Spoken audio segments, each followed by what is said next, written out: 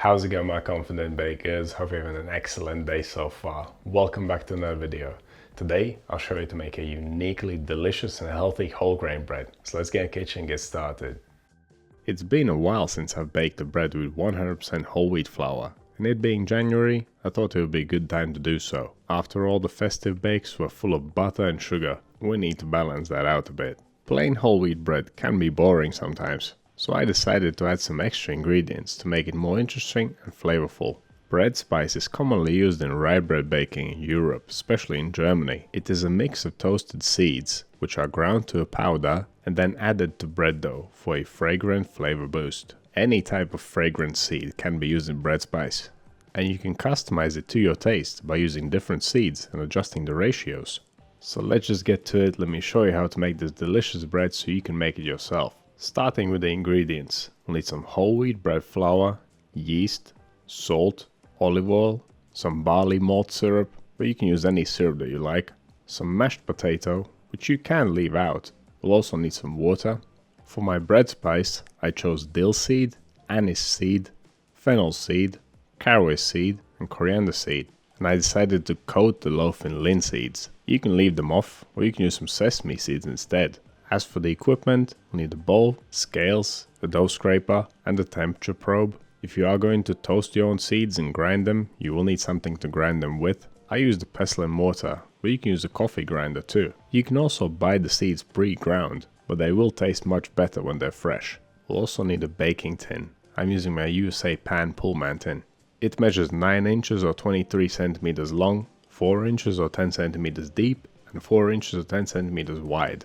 I'm going to spray the loaf with water before sticking the seeds to it, which might make it a little bit sticky, so I decided to line my loaf tin with some pieces of baking paper. Right, with all that out the way, let's begin. Let's start by making the bread spice, or Brotgewürz in German. Drop all the seeds in a small pan, set it on high heat, and toast the seeds for around 2 to 3 minutes. Once they become nice and fragrant and smoky, they're ready. Drop them in your grinding device and grind them up. Besides choosing different seeds and adjusting the ratios, there's another thing you can do to change the flavor and eating quality of the bread, and that is controlling the size of the grind. If you turn the seeds into a fine powder, the flavor will be distributed evenly throughout the loaf, and all the different flavors from different seeds will blend together. But if you leave the seeds quite chunky, then you will get a burst of flavor when you bite into one as you're eating the bread. I like to go the middle ground, which gives the best of both worlds. My kitchen's pretty cool right now, so I use slightly warmer water at around 23 degrees Celsius or 73 degrees Fahrenheit. For once, we are not cold fermenting. This recipe is a very quick one. It will only take a couple of hours, so if your dough turns out a little bit cooler or a little bit warmer, it's no big deal. It is quite a big piece of dough, so I'm using my largest bowl for mixing. So we pour in the water, add the yeast, the salt, the olive oil, the bread spice, the syrup, and the potato. Give everything a good mix, make sure the salt and yeast have dissolved, and ensure that the potato is broken up nicely. Then add the flour and mix it to a dough. Now we already know what the bread spice is doing to this loaf. It's adding a bunch of flavor. But what about the malt syrup, the oil, and the potato? The malt syrup also adds flavor and a bit of sweetness, which works well with the seeds and whole wheat flour. The olive oil will make the bread softer, will make it stay softer for longer, and the potato has a similar effect. You can certainly use a different oil and a different syrup, and you can even leave the potato out, it's up to you. My dough turned out a little bit cool, but that's fine, it'll ferment rapidly anyway, thanks to all the extra ingredients and the whole wheat flour. Now this is a high hydration dough, it's very sticky, we need to develop some gluten here. And as we are not kneading, this will be achieved by performing several folds. So after the first 15 minutes of resting or fermenting, wet your hands with water, pick the dough up, let it hang down and push it back up into itself. Do it lightly, otherwise it will tear easily. And then repeat this step 3 more times at 15-minute intervals. Try and be more gentle with each subsequent fold. You don't want to tear the surface of the dough ball. As you saw, we started with a soggy lump of dough, and by the 4th fold, it has become nice and smooth. After the 4th fold, we let the dough rest or ferment for 15 more minutes, and then we can move on to final shaping. Bulk fermentation only took an hour and 15 minutes. The dough is still quite sticky, so dust it generously with flour before dropping it out on the table with the smooth side down. You can sprinkle a little bit more flour on top of it, but don't go crazy here. We don't want to fold in too much raw flour into the dough. Gently stretch the dough out. Then fold the two top corners over each other in the middle. And then roll the dough up starting from the point at the top. If your hands are sticking, rub them against the table in the flour. Once you get to the bottom, tuck in the loose corners and finish the roll. It will still be quite loose and wobbly, but that's normal. Now I'll show you how to coat the whole surface of the loaf in seeds. I really like this method and I have done it a couple times in the past. So here's what you want to do. To avoid making a huge mess, pour the seeds in a baking tray. To make the seeds stick to the loaf, we need to moisten it with water. A spray bottle will do a great job at this, but you can also just rub it with a wet hand. To moisten the bottom of the loaf,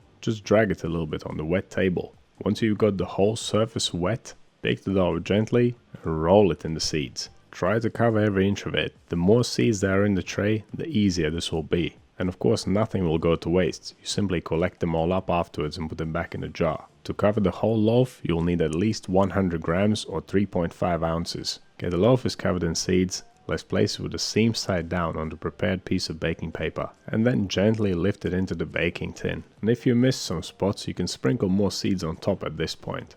Okay, let's cover this thing up and leave it for the final proof, which will be very quick, around 45 to 60 minutes. Towards the very end of the final proof, you can start preheating the oven. 190 Celsius or 375 Fahrenheit fan on. And that'll be 210 Celsius or 410 Fahrenheit fan off. Nowadays I only preheat my oven for 10 to 15 minutes. I have made a video about baking from a cold oven. You can find it in the Principles of Baking playlist. I'll slap a little piece of paper on top, cover this thing with a lid and bake it for 40 minutes. After 40 minutes, I'm removing the lid and then placing the loaf back into the oven for another 10 minutes of baking. The final stage of the bake will ensure that the crust is nicely browned all over and it will set it in place, ensuring that the loaf doesn't lose its shape. And don't worry if you don't have a fancy baking tin with a lid. You can make this in your regular 2-pound loaf tin just as well. Or you could divide the dough into 8 pieces, let's say, and make nice little seeded rolls for yourself. Right, let's get this thing back in the oven, and there you have it. It's fully baked now. I don't know about you, but this just looks so good to me. The fact that the whole surface is covered in seeds is so cool. Of course, a lot of them will fall off, especially from the top, but that's just how it goes. I don't mind that at all. This bread is hearty, fragrant, delicious. It has a nice sturdy texture. It slices beautifully. It was super quick to make. It took no more than 3 hours in total. And it was very simple and easy. Sometimes people complain about having to fold the dough, but the alternative would be having to knead it for 15 minutes using the slap and fold method, which takes more time, a lot more energy, and leaves a mess to clean up afterwards. So this is the way to go for sure. So what do you think this hearty loaf? Have you ever used bread spice before? What are your favorite seeds to add to it?